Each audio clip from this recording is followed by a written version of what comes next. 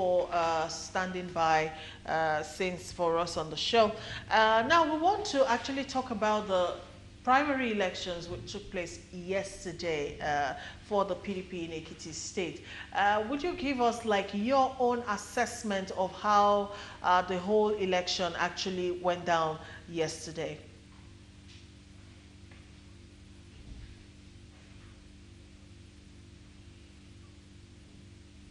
Pleasantry must be returned to you.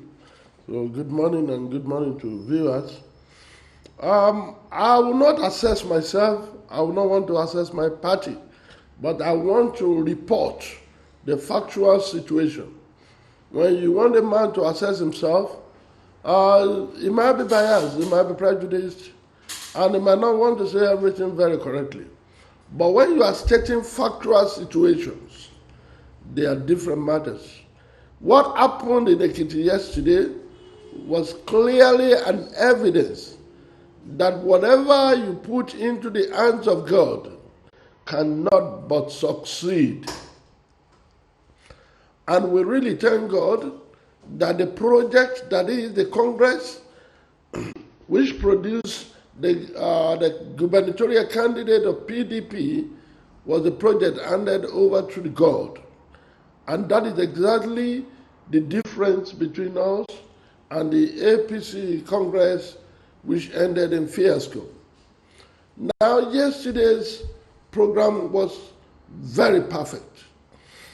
And we will not want to take glory. That's why we have said we bless God for making it a perfected project. There was peace, there was no intimidation, there was no thuggery. Simple arguments that we could term hostile arguments was not anywhere to be found. Everybody voted according to their conscience. We thank God for this. People were craving for transparency, and they found one yesterday. The Congress was fair, was free, was transparent, and the result was a clear manifestation of the desire of the PDP to have Eleka Olusola Kolapo as the gubernatorial candidate. We thank God for this. And again, we must appreciate the exemplary character of the other aspirants, including my very good sister, distinguished Mrs. Olujimi, who though stepped down and said she collapsed at structure for Prince Adeye. We equally thank Prince Adeye for displaying royalty. Everybody conducted themselves very well and as good partymen. So that's all I could say. And I want to tell you that our security chiefs, all the security outfits, they played their role very effectively. And the election team that came from Abuja, headed by His Excellency Dr. Okowa, they played their role to the admiration of everybody, and their conduct was acceptable to the generality of the people. And I equally want to praise members of the State Working Committee for not blocking any free flow of the democratic waters of Ekiti. And again, the governor of Ekiti State, like the governor of Delta said, he did not put undue prayer on them. So we thank God for the successful Congress. And the difference is clear between us and the APC. Thank you. All right. Okay. Even as you've described what went on yesterday as a free and fair process, there were still comments from some quarters, especially regarding the step down or the stepping down of Abiodun Olujimi for Olusola. Now, I want to ask one of the critical questions on people's lips. Was the step down informed by the fact that she was a woman, or was it a party decision? I would like you to clarify that.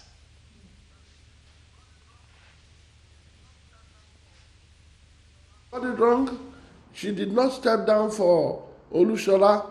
She stepped down for Prince Adeyeye. And I want to clearly say it was not because of any prayer from the party. It was a clear display of a right to start a project and to discontinue same if and when she actually desires to, and she has simply expressed and put in place a fundamental right to start a project and to discontinue the project in a lawful manner. So there was no project, there was no intimidation. We love women. Nobody could have stopped a woman from contesting. What happened yesterday was a confirmation of the promise of the State Working Committee that we would encourage and put in place a free and fair primaries. Thank you. Thank you so much, sir, for that clarity. But I'd like us to look at the number of voters. It was noted here that 2,086 people were accredited for the election, but only 1,968 were eligible after others were disqualified, and we are told that only 7 votes were voided. What happened to the remaining numbers?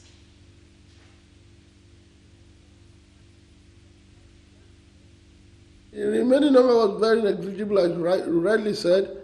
In an election where you have about 2,100 delegates and 1,965 were accredited, and you had those 7 voided votes. I want to tell you that's a very good turnout. We have almost over 98% turnout of the delegates. 98 voted. If you have 98% voting in an election, it is sufficient. Compliance with world standard. In actual fact, it is an absolute manifestation that majority of the people took part in the decision-making process. And the voted votes, 7, that is negligible, and there is nothing new about that. And it's negligible, it has no meaning. Okay, sir, thanks for that. But then, from calculation, you meant that about 111 were not accounted for. I just want you to clear that. Why aren't they accounted? What happens to them?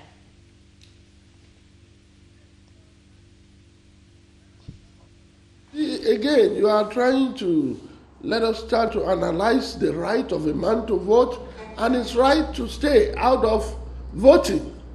It all has to do with personal right. It has to do with personal rights. What is important is that nobody who wanted to be accredited was deprived of accreditation. And nobody who was accredited and wanted to vote was stopped from voting. That is the standard, and we complied with it. But as to why we should explain why about 100 did not come out of 2,100 people, I don't know. Some could be sick, some could have traveled, some might say, me, I don't want to vote again.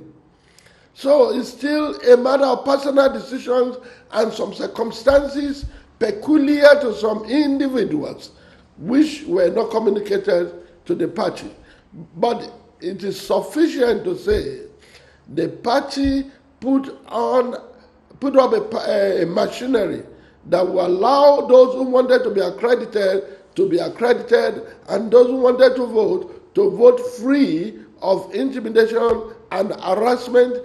And the 2 aspirants that contested said before the counting of votes that it was an excellent process. If they have said it is an excellent process, I don't know who else could speak and want to listen. Those who have the right to protest have said it's excellent process. And the whole world saw an excellent process at display. All right, on the last note, I know it's celebrations galore for the PDP in Ekiti State as we speak, and of course, yesterday's turn of events sent a very clear signal and also a strong statement, to a lot of people.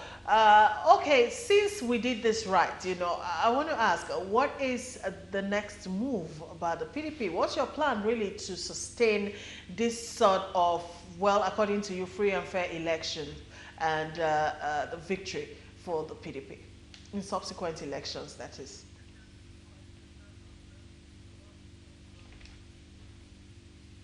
It's not just my opinion. It is a universal opinion that the election that took place in Ekiti yesterday was free and fair.